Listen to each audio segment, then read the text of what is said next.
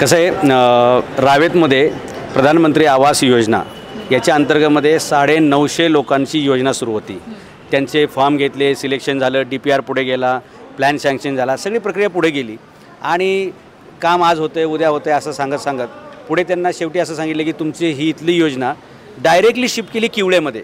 म्हणजे एखादं ज्यावेळी बांधकामाचं आपण सँक्शन घेतो, त्याच्या परवानग्या घेतो, त्यावेळी ती जागा फिक्स असते, ती सगळी जागा झाली, मान्यता झाली, त्याच्यानंतर या लोकांना किवळ्यामध्ये शिफ्ट केलं। त्याच्यात 3 प्रॉब्लेम येत आहेत म्हणून हे नागरिक सगळे इथं भेटायला आलते। पहिला प्रॉब्लेम की रावेतचं प्राईम लोकेशन सोडून आम्हाला किवळ्यामध्ये का शिफ्ट करतायत, कारण तुम्ही प्रोजेक्टचं सँक्शन इथं रावेतमध्ये घेतले, मग किवळ्याला जाण्याचं काय अर्थ आहे? नंबर 1। नंबर 2, रावेतचं जे घर होतं त्यांचं तर ते 328 स्क्वेअर फूटचं होतं आणि ते आता तिकडे देत आहेत 285 स्क्वेअर फूट, म्हणजे त्याच्यात पण प्रॉब्लेम आहे। तिसरा मोठा मेजर प्रॉब्लेम असा आहे की इथे 6,90,000ला घर ठरलं होतं। ॲक्च्युली सेम साईजची घरं चरोलीमध्ये 6,15,000ला आणि दुसऱ्या बोराडेवाडीला 6.5 लाखाला। मग रावेतमध्ये 6,95,000 तर ऑलरेडी 50,000 जास्त होती, आता ती जागा पण बदलली आणि 6,95,000चं घर आता त्यांना 13,50,000 प्लस GST म्हणजे जवळपास 14 लाखावर नेलेले। ही सर्वसामान्य माणसं, कोणी रिक्षा चालवते, कोणी वॉचमॅनचं काम करते, कोणी धुनी भांडी काम करते, मजुरीचं काम करते, अशा लोकांना हे एवढे 14 लाखाचं घर कसं परवडेल हा एक प्रश्न आहे। आणि मूळ मुद्दा असा आहे की 7 लाख ही किंमत 14 लाख करायचं कारण काय? असं काय चित्र बदललं? जर रावेतमध्ये 20 रुपये किलोनी समजा वाळू असेल तर किवळ्यामध्ये 2 किलोमीटरमध्ये किती फरक पडेल? समजा सिमेंटची पोतं इथे 400 रुपयाला असेल तर किवळ्यामध्ये काय 800 रुपये होईल का? मग हे डबल रेट करण्याचं काही तर्कसंगत कारण नाही, हे सगळ्या नागरिकांच्या लक्षात आलेलं आहे। आणि म्हणून या लोकांना किवळ्यामध्ये घर द्यायचं जे ठरलेले ते कारस्थान आम्हाला वाटतं त्यांना रावेतमध्येच घर मिळालं पाहिजे, त्याच किमतीला मिळालं पाहिजे। आणि जर सरकारची योजना म्हणजे सरकारची योजना तर रावेतसाठीच होती, PMR प्रधानमंत्री आवास योजना, अधिकाऱ्यांनी त्याच्यामध्ये गडबड केलेली आहे। काही बिल्डर लोकांना फायदा मिळावा म्हणून हे सगळं कुटाणा केलेला आहे, इकडून तिकडे न्यायचा।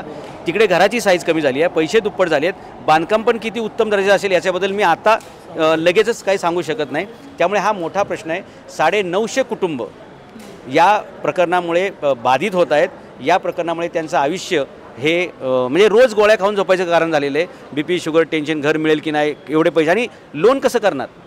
या लोकांनी हप्ते कसे फेडायचे? समजा 14 लाखाचं लोन घेतलं तर जवळपास 15,000 रुपयाचा हप्ता, म्हणजे मुलांचं शिक्षण कशातून करणार?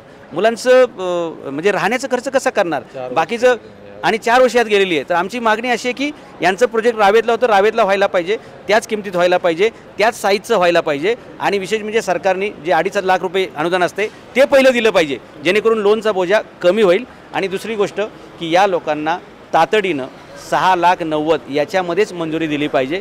आणि जर याच्यामध्ये अधिकाऱ्यांनी काही हेरफार करायचा प्रयत्न केला तर डेफिनेटली या सर्व अधिकाऱ्यांना आम्ही कायदेशीर मार्गाने कोर्टामध्ये खेचून ह्या लोकांवरचा अन्याय दूर करणार, कारण 2 किलोमीटरच्या बिल्डिंगमध्ये एवढा फरक यायचं काही काम नाही।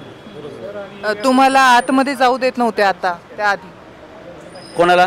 इथून आतमध्ये जाताना सगळ्यांना नाही, या नागरिकांच्या त्याच तक्रारी होत्या की आम्ही सामान्य नागरिक आहोत, आमच्या काही तक्रारी असतात, अडचणी असतात, आम्हाला आत सोडा, पण इथले सिक्युरिटीवाले त्यांना सोडत नसायचे। त्यामुळे आम्ही सिक्युरिटीवाल्यांना पण सांगितलेलं आहे की हे भारताचे नागरिक आहेत आणि ही यांच्या मालकीची जागा आहे।